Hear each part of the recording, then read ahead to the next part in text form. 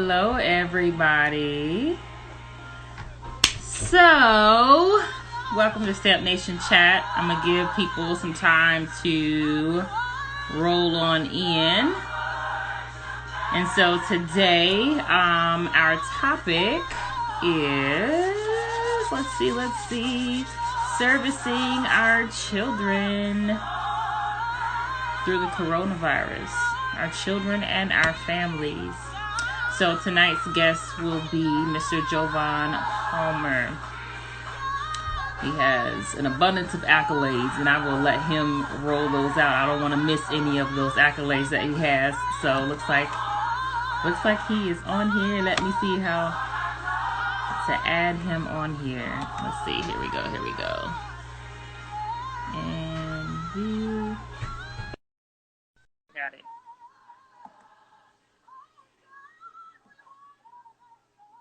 Let's see if I did it right.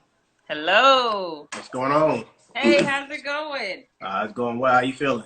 I'm doing good. I'm feeling great. Good. Getting ready for the chat here. Word.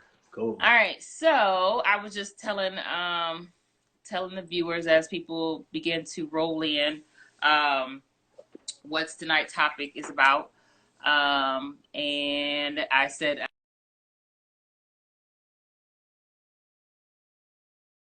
so you want to tell people a little bit more about yourself, what you do, your business, your brand? Okay. I lost you, froze a little bit. I don't know if my internet or yours won. Oh, okay. Let me see. Probably on my end. Got a lot of devices going on in here. So I was saying, if you want to go ahead and let everyone know your accolades. For sure. I didn't want to miss nothing. My name is Joevan Palmer. By day, I am a social services case manager, and by night, I am an entrepreneur. I brand myself as the part-time entrepreneur because I enjoy what I do. So I enjoy my daytime work and I enjoy my entrepreneurial journey. So that's why I call myself the part-time entrepreneur. I have a clothing line, Living Blessed. It's a spinoff of Living Single. I am a certified life coach. I help people find their identity and their superpowers, help people find areas of weakness and help them, really hone in on the areas of strength. I do photography and videography as well. I manage an event center here in Atlanta. I work part-time as a case manager for a small therapy for a small psychological office, and I believe that's it. Oh, wow. See, I definitely would have missed a few. I'm glad you rolled that out. So now everyone knows who Mr. Joevan Palmer is. All right, so thank you. I definitely appreciate you taking the time and doing this chat with me.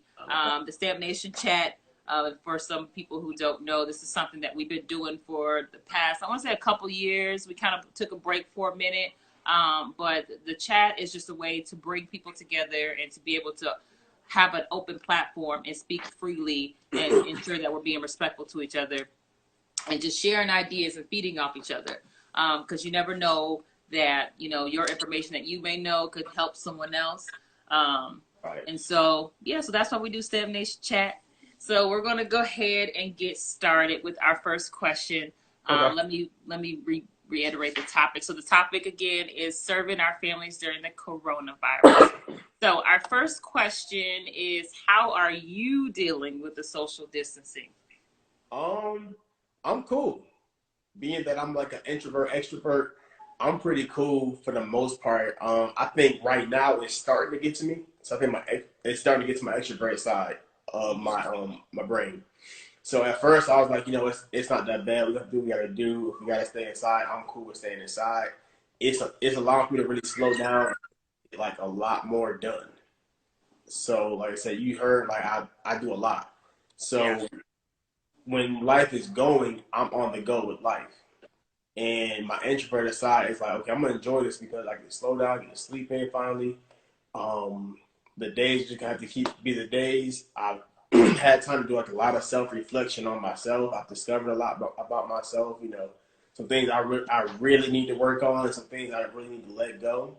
So, I'm dealing with it pretty good. I think it's a blessing in disguise And I think if, I'm a very optimistic guy. So, I'm the type of guy who's really like, oh, yes, it's thundering outside, but guess what? The earth is being watered. Right. So it's I like I feel like you. to see the brighter side of things. I don't like to be the Debbie Downer. I don't like to be the person who's always down because I know what it's like to live in that space, and it's a space I don't want to go back to. Totally get it. I totally understand. For me personally, with the social distancing, my first thought was, I was like, man, this is so messed up. This is going on in the world, but I looked at it as a straight blessing. I was like, For thank you, sure. Jesus. I got a break. Right. I don't have to move around for a minute. I was like, yes. I'm a person where I would identify myself as an introvert. Hmm. I am a people person when I need to be, but Right. I truly enjoy being at home and Hmm. being, around my family and just to myself. So it didn't bother me being inside, but when this first thing came about, I said, "Oh, thank God, I could take a break. I don't have to be on the move." I got Right. kids, so everyone has their own schedules, and it's like everyone's on the go. Now it's like the brakes, hit the brakes. So Yeah. I'm enjoying it, to be honest. All right. So, next question is, how has the coronavirus affected your profession or business? So let's go with profession first. So it's a major shift for the human services field because a lot of our work is done in person. It's not like, we work for a major corporation where we can shift between back and forth working from home and not working from home. But it's also, like I said, it's as always, I look at it as a blessing as well because for the workers, it's a blessing for the workers because it shows the higher ups that, we don't have to be in the office all the time to do our job. I understand, that's just how America has ran, or the world has run. But it's like, we don't have to be in the office all the time from 9 to 5 or whatever our hours may be because we know hours aren't just 9 to 5. Um, we can do certain things from home and then hit the field. We need to hit the field and get it done. The I'll say the con of it is the fact of our face-to-face contact with our clients. That's the key component of what we do is that face-to-face contact, ensuring that our clients are doing well, from the kids all the way down to the parents. A lot of services have shut down when it comes to certain things that parents were, looking forward to having these services, kids looking forward to having these services. So now it's just like I'm a little bit nervous because when this ends, I feel like there will be a lot of cases that come to us because, and I say that because a lot of people are discovering a lot about themselves, and then for kids who use school as their escape, now they're stuck home with their abuser for 24 hours, 7 days a week. So I'm thinking about that, how that is affected where, we can't be as communicative with our clients. All our clients now, we're having to do Zoom conversations or team meeting, through Microsoft versus face to face. Now, the only time we can see a client is when we have a new case. We have to make it face to face, and we have to practice social distancing, of course. And of course, we're risking, our lives as well. We're not risking as much as nurses and doctors are doing. My hats are off to them. But at the same exact time, it's just I don't know what it's going to look like after this when it comes to children who are getting abused and having to live in the house with their abusers and even the adults who are living in the house with abusers as well. Even Mm-hmm. for this whole human services field, it's a pro and a con because the pro is yes, we don't need to be in the office, but the con is okay. What about our clients and what about the America's most of vulnerable population, which is the people who are in need and the people who definitely are hurting and could benefit from our services. Okay. Okay. All right. Okay. All right. So, just kind of going back over that question. So, I have a background in social work as well. So, when Right. this whole thing happened, I'm all about the kids. Like, Mm-hmm. I'm real big on advocacy when it comes to children, and I understand what they go through, and I've dealt with the cases. I've seen a lot of paperwork and a lot of situations, Right. and so knowing that especially with social work and having to be hands-on and face-to-face. Um, my worry was, how are these people going to get their services? How are you guys going to do, the drop-ins and ensure that these things are happening? Are visitations still occurring? Like, so I get it. I know that was one of my biggest worries, because a lot of people are looking like, okay, so now we're not working. You have some people are working, some people are not, but you have to look at the bigger picture. There's Yeah. children who are living in poverty. There's people who are Mm-hmm. living day to day, check to check, and the fact that they can't even go to school, which Yeah. means they're not getting all the meals that they're supposed to get. And then now you have the social service workers who aren't able to meet with these people face to face. They don't have the resource. Some people may not have access to the resources or even Right. understand, the advancement of technology. I personally didn't even know about Zoom until this thing came about. I was still stuck on Skype. I didn't even know about Right. Zoom. Now I've typed in so many Zoom codes. I'm about over it. Yeah, definitely. I think I don't want to see a computer for a long time. It is so helpful. I mean, I get it now, but that was one of my worries too. Was the social work, the social services perspective, and the families and people getting their resources.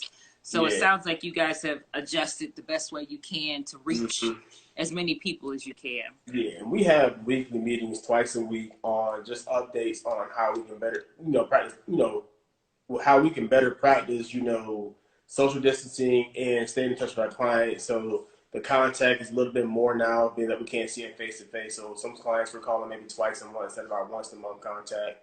We're just making sure that our lines are open any given moment. So it's a major adjustment, but I think it's an adjustment that needed to happen for the whole field itself. Yeah. Yeah, no, a lot of small businesses have been impacted. Mine, the good thing is, like you said, I'm a part-time entrepreneur, so I still have a daytime job, so I'm not hurting right now. But I'm thinking about people that I know who are small business owners. Oh, The events that I work for, we haven't had it. We haven't had an event in over a month and a half almost now. Yeah, it's been a minute since we've been, we've been just sitting there. Haven't had no events, no nothing really. Maybe we had podcasts and photo shoots, little small stuff, but like our major stuff, it's like we just kind of just our events is really just collecting dust right now. Yeah.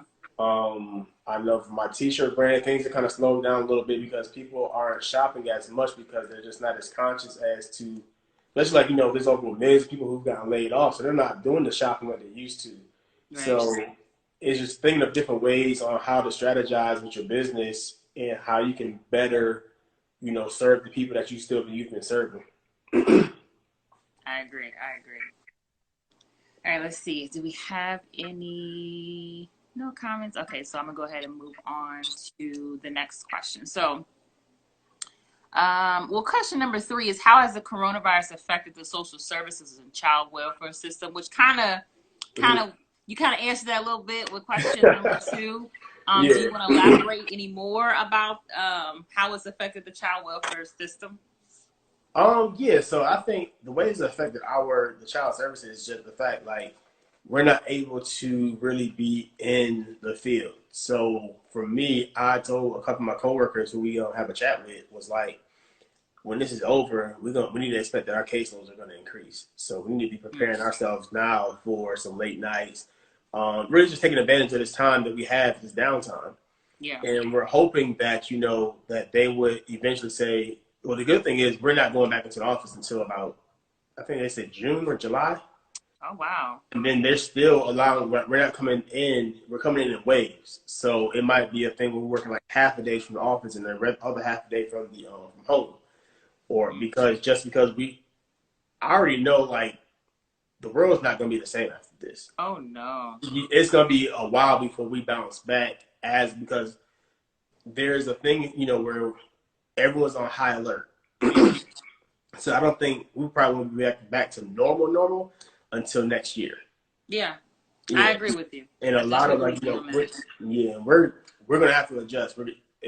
It's a thing where you just have to adjust. I know for some people, they just don't adjust well, especially, a lot of older generations, they like things being the way they are versus the younger generations, we're okay with shifting and making things happen to make it happen.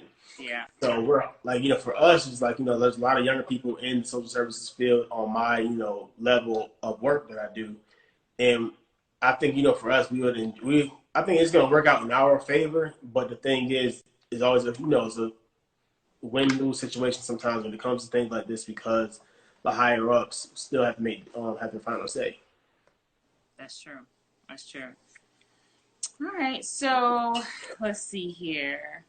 I think I kind of talked about this a little bit last week. Now, this isn't in the questions, but last week I spoke with a lady. Her name was Leslie Anderson, and she actually was a director of HR. Mm-hmm. And she talked about how their company didn't believe in work from home.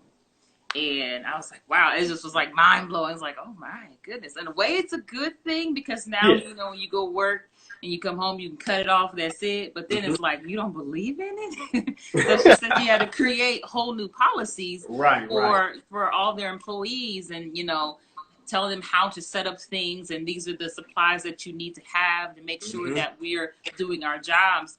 And I know with social work, you kind of already have it to where you're working from home and you're working in the office. I know from my experience, I had an issue with kind of cutting it off because once you come home, it's like, okay, now I need to devote my time and my energy towards my family. I need to decompress. I need to shut it off. Right. Do you feel like it's do you feel there's like, it's kind of hard to shut things off with work now that you're working from home and you've already been able to work from home a little bit in the social work field? Yes and no. So for me, I would say yes. When I'm into something, I need to finish it. It's like, okay, I'm gonna thug it out because I don't have anywhere to go. Like, it's pretty much everyone's working from home in shorts and t-shirts or pajamas and robes and stuff. So it's like, when you're in a level of comfort, you just kind of just keep on going. And, my routine is become wake up, go to the kitchen real quick, grab something to eat, and then I go on the computer, and then I start work.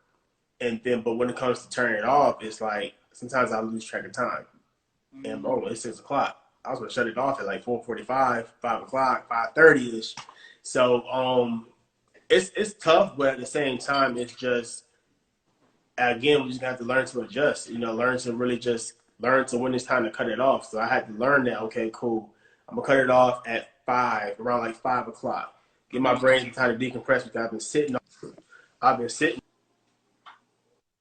all day and pretty much my body isn't active like it's used to because when I'm at the office, I'm getting up, going to the printer. I'm getting up to go talk to a coworker. I'm getting up to go to lunch. I'm getting up to go to the field to go see a client. I'm going to see a parent. I got to go to a meeting. So it's like a lot of movement is happening versus now it's like we're just sitting at our desk 24/7. Now I think this is why it's starting to get to me because I'm a person where I just can't work a job where I'm sitting all the time. And versus me, I need to be up and active and talking to people and it's kind of being, having that human interaction. And then that's why the introverted and extroverted side. My introverted side is kind of like, okay, you've had enough indoor time. My extroverted side is, okay, you've had entirely too much indoor time. You need to get out and go somewhere. So the good thing is our office is still open. So we can go, we can go into our office and get to the office, kind of go into the office for a few hours of the day. And then sometimes I can still go see clients if I need to. Like I have my teenagers, I go see them. I only have one anyway. So I go see him while he at work, chit chat with him, catch up real quick, and I use that as my contact. Just to kind of it's my excuse to get out in a sense. But just to kind of keep me sane and kind of keep me fresh, to know what's going on, making sure that my client is okay.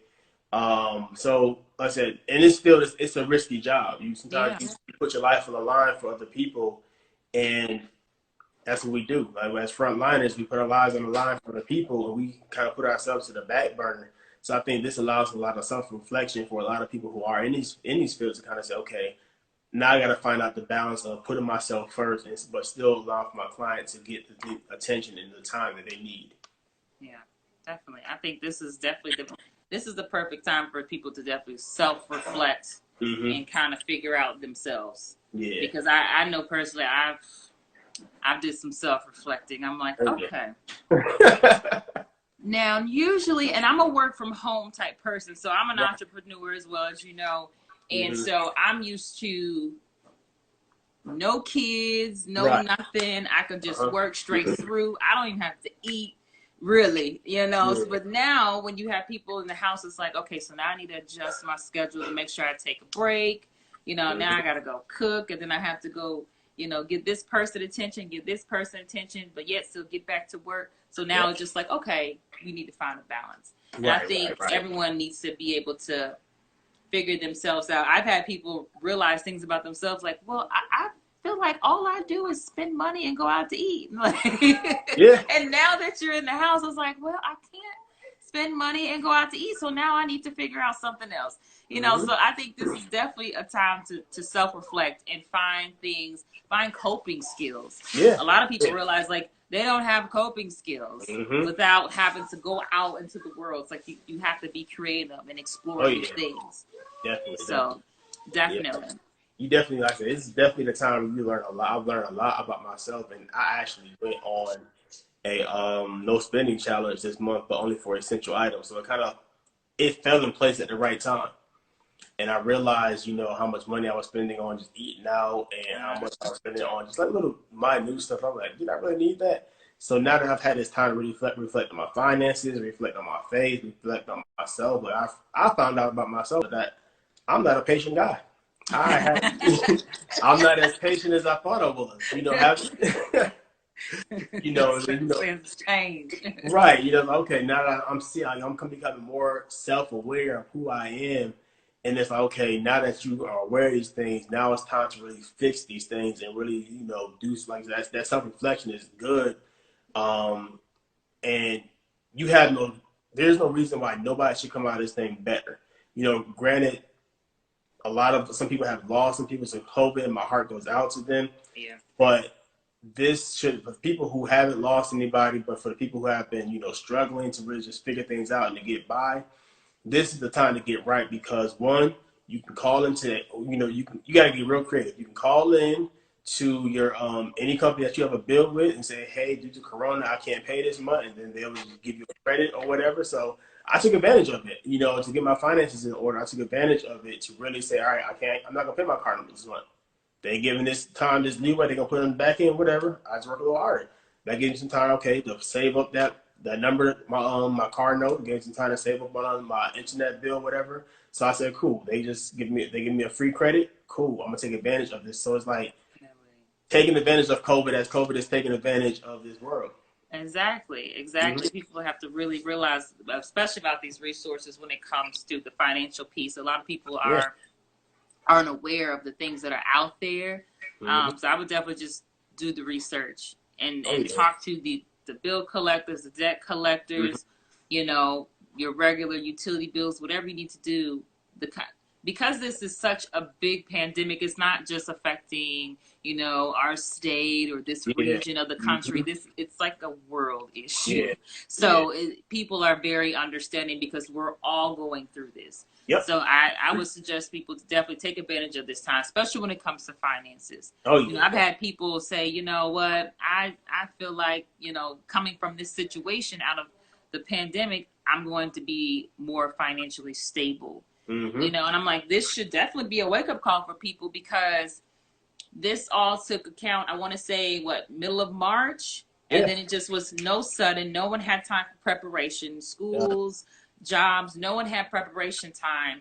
And then it makes you look like, well, what have I been doing my finances? Because if I can't survive a month without working, then we need to reallocate these funds and figure out some savings plans or something. We need to do something. Right.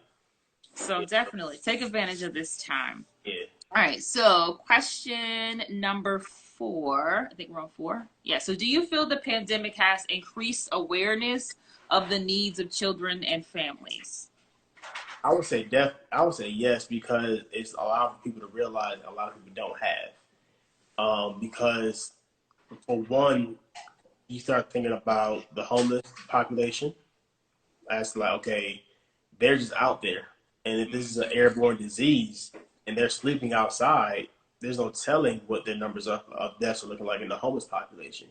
And then when it comes to children, like I was saying earlier, it's just abuse could be on an all-time high because we're quarantined right now. We're stuck in homes with people that we just don't like, who are abusing us, who are abusing our whole family. I was watching Little Fires Everywhere, and I don't want to spoil it, but it's pretty much a thing where you start realizing how jacked up some things are in your life or in your families, and it's like Mm-hmm. when you become the rebel child and say, you know what, this the way we operate as a unit isn't right. Somebody has to fix this, and then it's like when you're that rebel child, or maybe the black sheep of your family or the abused child of your family, it's I'm a little wary when it comes to that because where do you go to?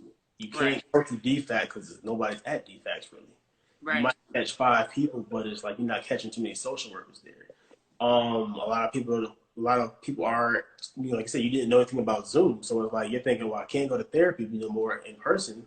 My therapist may not have telecommunication service because they're an old school person. They don't know how to work none of this stuff.